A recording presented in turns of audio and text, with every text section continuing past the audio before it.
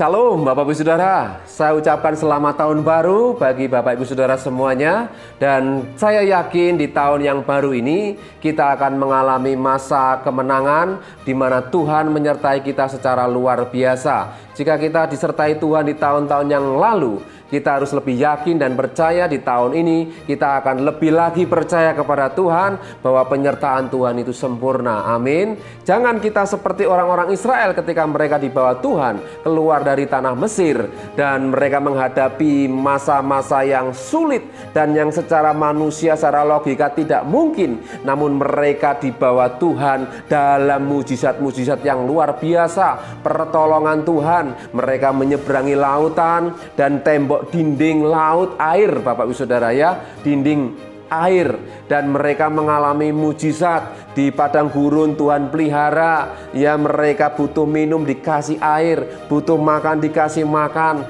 dan pemeliharaan Tuhan nyata dalam perjalanan mereka. Namun satu hal yang harus kita tahu, tidak semua orang Israel mengalami kemenangan. Banyak mereka yang binasa dalam perjalanan mereka menuju tanah perjanjian. Banyak mereka yang gagal masuk ke tanah perjanjian karena mereka berontak dan tidak percaya. Mari Bapak Ibu Saudaraku, sebagai orang-orang percaya, kita tambah hari tambah tahun kita harus semakin percaya kepada Tuhan dan semakin percaya lebih lagi bahwa Tuhan menolong kita. Amin. Luar biasa, firman Tuhan dalam Wahyu pasal 22 ayat 7 mengatakan, sesungguhnya aku datang segera, berbagailah orang yang menuruti perkataan-perkataan nubuat kitab ini. Ini kalimat firman yang sederhana, yang mengingatkan kita terus-menerus bahwa Tuhan pasti datang segera. Kata segera itu berarti tidak menunda-nunda, Bapak Ibu Saudara. Ya, akan segera datang, cepat. Dan ternyata waktu itu memang cepat sekali. Dari kita lahir sampai hari ini, apakah Bapak Ibu Saudara tidak merasakan begitu cepatnya waktu itu berlalu? Ya, tidak ada orang yang berusia 1000 tahun. Walaupun firman Tuhan dikatakan dalam 2 Petrus 3 ayat 8, di hadapan Tuhan satu hari sama seperti 1000 tahun, dan 1000 tahun sama seperti satu hari. Di mata Tuhan, di hadapan Tuhan segala sesuatu itu tidak bisa dibatasi apapun. Ya, 1000 tahun di mata Tuhan cuma satu hari. Namun manusia tidak ada yang usianya sampai 1000 tahun. Jika ada yang sampai usia 1000 tahun berarti di mata Tuhan cuma satu hari. Bapak Ibu Saudaraku, berbicara tentang waktu ya, dan kita sadar kita diberi waktu yang tidak panjang. Kepinginnya orang usianya panjang, tapi kenyataan manusia paling mentok, paling pol, usia paling 70 tahun. Dan selebihnya kesukaran dan lain sebagainya.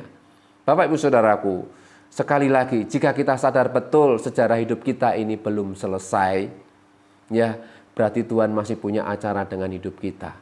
Tuhan masih punya urusan dengan kita. Dan kita sadar betul bahwa tantangan zaman ya yang akan datang ini tidak mudah. Ya, orang berkata tahun ini tahun yang sukar, tahun yang berat, tahun yang sulit. Tapi bagi orang percaya, kita harus memiliki pengharapan bahwa pengharapan kita itu kepada Tuhan dan Tuhan tidak pernah mengecewakan. Amin. Ya, apa saja yang akan kita hadapi di tahun-tahun yang akan datang atau di akhir zaman ini, Bapak Saudara. Saya teringat sebuah lagu sekolah minggu.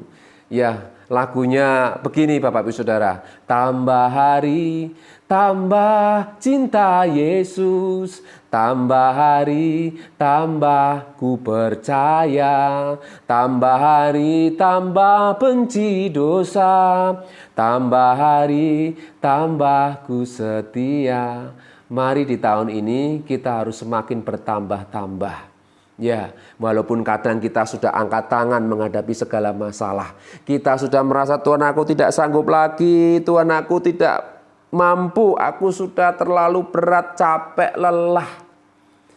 Firman Tuhan hari ini mengingatkan kepada kita untuk kita kembali lagi bergairah bangkit dan menjadi terang. Ya, sering kali kita mendengar firman Tuhan ini, bangkit dan menjadi terang. Sampai Tuhan datang, kita harus terus bergairah dan semangat. Amin. Jika sejarah hidup kita belum selesai, apa yang akan kita hadapi di zaman akhir?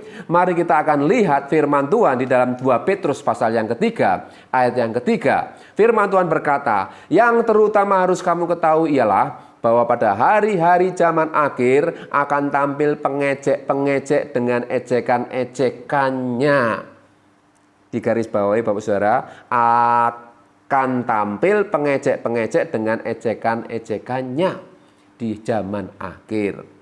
Ya, ini hampir sama dengan Yudas 1 ayat 18 karena surat Petrus dengan Yudas juga hampir berdekatan. Ya, jika kita lihat di Alkitab kita, Yudas juga menyampaikan ayat yang ke-18, sebab mereka telah mengatakan kepada kamu, menjelang akhir zaman akan tampil pengejek-pengejek yang akan hidup menuruti hawa nafsu kefasikan mereka. Jadi di zaman akhir ini akan tampil pengejek-pengejek Bapak Ibu Saudara. Mari kita akan lihat ciri-ciri pengejek di zaman akhir. Kita tahu bahwa pengejek-pengejek ini tidak berasal dari luar, justru bisa dari dalam. Kenapa saya katakan bisa dari dalam kalangan kita?